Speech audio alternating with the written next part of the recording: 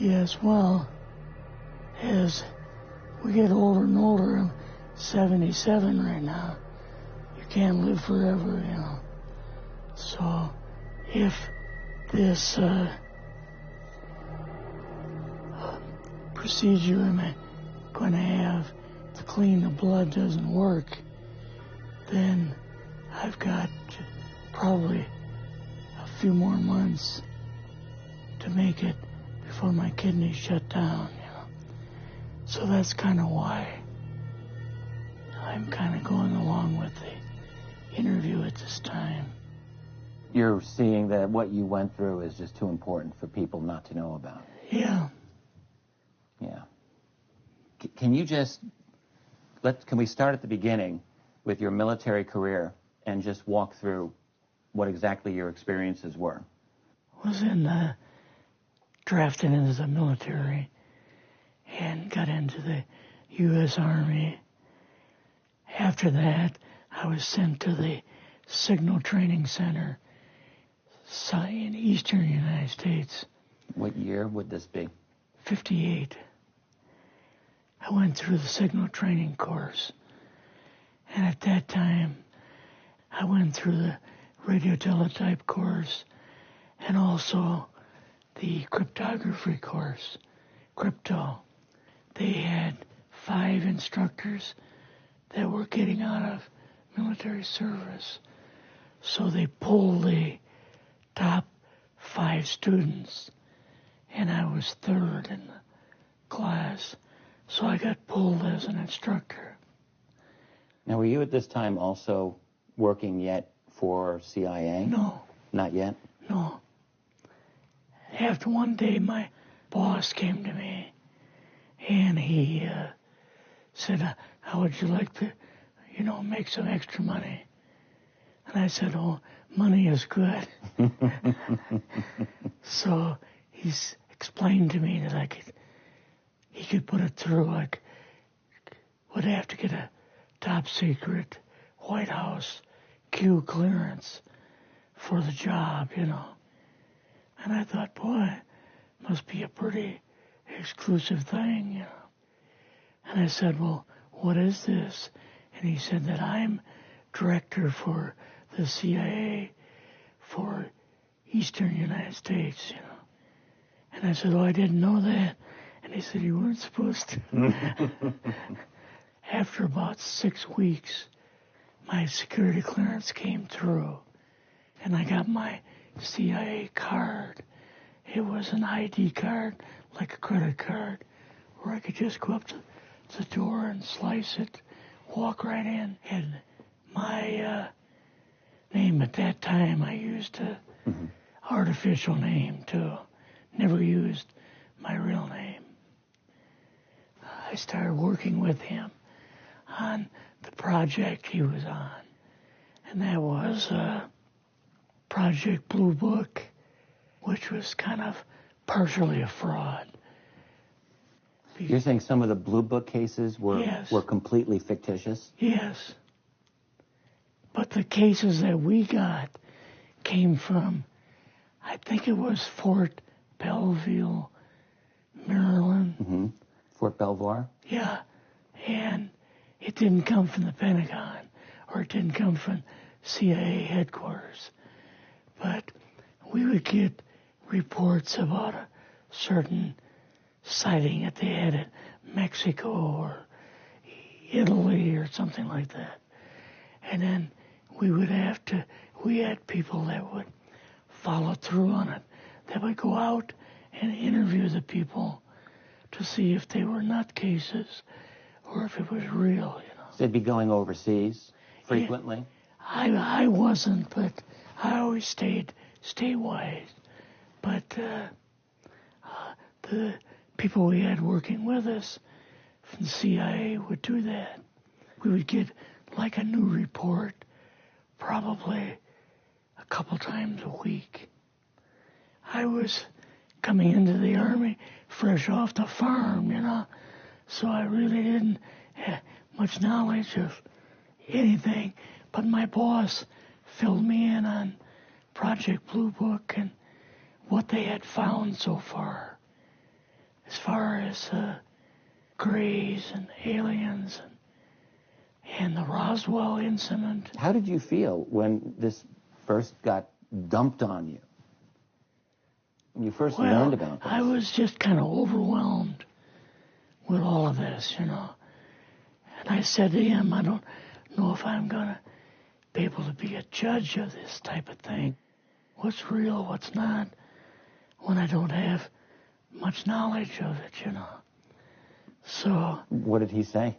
He said, well, we have to build the information as we go, and you'll see how this thing is working out. And then the other thing is, of course, you really weren't able to tell family or close friends, obviously. No, I couldn't tell anybody. In fact, I had to take a vow that I wouldn't tell anybody. A lot of it for 40 years, and more of it for 50 years, which is up in 2010. You're doing all this crypto work. You're looking at images, photographs, video. It's 1958, maybe the fall of 58. What happened after this? At that time, the Project Blue Book thing kind of went pot, If you remember, back in those days, they kind of declared it as a nothing, Mm-hmm. Right. And they were telling the world all UFOs are misidentifications, hoaxes, balloons, psychological issues, whatever. Yes. Yeah. So my boss came to me and he says, we've both got a new assignment. And he says, oh, I said, where are we going? Oh, he says, we're going to the Capitol. We're going to be part of the Eisenhower push. He's trying to find out something all about these aliens that MJ-12 was supposed to find out, but never sent back reports to him. The MJ-12, the UFO control group, were they calling it MJ-12 at that time? Yes. They called us in, went into the Oval Office, and President Eisenhower was there and Nixon, and they said, we called the people in from MJ-12 from Area 51 and S4, but they told us that the government had no jurisdiction over what they were doing. So being a past general, you didn't tell them to go to hell without any real good reason, Mm-hmm. So he said, I want you and your boss to fly out there. I want you to give them a personal message. And he says, I want you to tell them, whoever is in charge, tell them that to get in, they have this coming week, to get into Washington and to report to me. And if they don't, I'm going to get the First Army from Colorado, and we're going to go over. I'm going to take the base over. I don't care what kind of classified material you got. We're going to rip this thing apart. Eisenhower was going to invade Area 51. Yeah, with the First Army. So you go out with your superior. Yes. You fly out. You land. What happens? Can you describe this whole process? What you saw? It took us the 13 or 15 miles south to S4 and like different garage door openings. Okay. And in these garage door openings, they had like different saucer crafts. The very first one had the Roswell craft in. It was kind of crashed up, but apparently every alien that was in it died except for a couple. So you see the Roswell craft, and what are some of the others that you see? Well, the Roswell craft was really strange because it looked like real heavy aluminum foil. We could rock next to it, and you could rock it. The whole thing probably weighed 150, 300 pounds. Could they tell what the source of power was of this craft? Yeah, it was like a reverse gravitational thing of some kind. In fact, one later on, I got the mathematical code for reversing gravity in a 3x5 card. I guess there are different types of grays and so on. How did you see that evidence? Well, at the later on at S4, we viewed the autopsy film, and then the colonel said, "What we've got in here is we're interviewing a gray alien." All right, right there. How did you feel at that moment? Well, I thought, boy, we had no idea we were going to see the real thing. All we saw was film. You had to have a little bit of heart racing at that moment. My boss was able to go in and had a partial interview with him. So what did this gray alien look like? Could you describe him a little bit? This one looked a little bit oriental. So I'm just wondering if it looked almost human, what about this didn't look human? No, it didn't look human as far as the skin tone and basically the shape of it and the size. How was its head size compared with a normal human, for example? Brain was kind of a little bit bigger. And some of the nose was very, very small. And the ears were just like holes. Mouth was very small. Now, why were they bringing you out here at all, anyway, to see an alien? What was the point? To go back and tell the president they actually had one. So he did not know at this point if there was an alien at S4? No. What did you do then at Area? Were you done, or did you have other things to do with S4? S4? So basically we were kind of done, went back to Area 51. They took us into the main building, and there we saw a U-2, which of course we didn't know existed. And a model of the SR-71. Yeah, the Blackbird. So, but like I mentioned earlier, it was not a model of the current Blackbird. It was an earlier version. But an early version. Did you go directly to Washington after this? Yes. Or did you go somewhere else? How did they get, did you fly regular airline? Or? We flew back to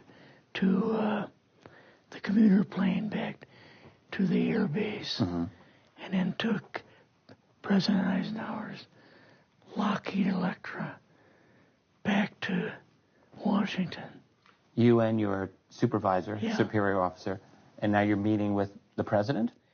Yes. Can you describe this? Well, we met with him in, the second story of the old OSS warehouse building. And Eisenhower and Nixon were there, and also Hoover was there. So he asked us what was going on, and we told him about the alien, the whole situation, and the black projects and so on. And he was just totally shocked. He appeared for the first time to be worried. Like he was worried. I would think that Eisenhower would, he certainly knew that flying saucers were real. Yes. He knew that there were aliens. So I guess I'm just wondering, what would he have been, really surprised about? Surprised about the black programs. Eisenhower said, got to keep this thing completely secret. You know, can't talk about this. Your actual name is, I mean, the name you grew up with, that was a different name than what you had in the... I never used it in the CIA at all. Now, what about today? You're going on the public record, and this is still sensitive information, even though earlier you talked about, you know, security oaths that maybe expire after a certain period of time. 50 years. But you're still concerned. Linda Moldenhauer's phone call, her phone was tapped, and they got my phone number, and through the telephone company, they were able to find me, and so on. When they found you, what happened? I was going to a grocery store. Two guys in a black suits come out of a black Lincoln town car and came over to see me. And they told me that I better not publish anything or talk to Linda about any more things. So at that time, I did, you know, I stopped. That was enough to intimidate you. Yes. Rather remain anonymous. Never show my face on anything. Really, thank you for doing this. Yes, this was, I guess, kind of a good idea because I feel much better having talked about it. I kind of feel like there's a load off my shoulders. Really? Because I had an awful lot of secrets that I had kept over the years.